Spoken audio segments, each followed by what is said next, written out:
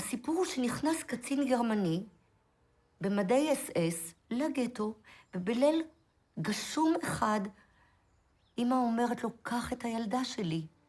והוא, אמא מספרת שהיא מרימה את גדר התיל, ומוסרת את התינוקת שאני ילדה, כאמור יהודייה, בת 2.5, והיא בלב כואב מספרת שהיא מעבירה אותי לידיים של איש מופלא במדי אס-אס. היום אנחנו יודעים שאותו אדם, אלויזה פלווה, שירת בצבא הגרמני, כי זה היה, הוא חי בגבול גרמניה.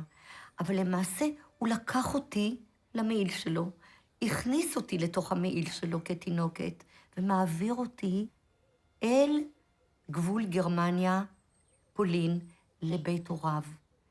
והם מגדלים אותי, הוא מספר שאני ביתו הלא חוקית, והם מגדלים אותי, הופכים אותי לנוצריה קתולית, הם מגדלים אותי עד סוף המלחמה, איזה מחווה, איזה מקסם, איזה יד מושטת, חוויה של ניצוצות של אור בתוך דברים שהם נקראים טירוף של אנושות.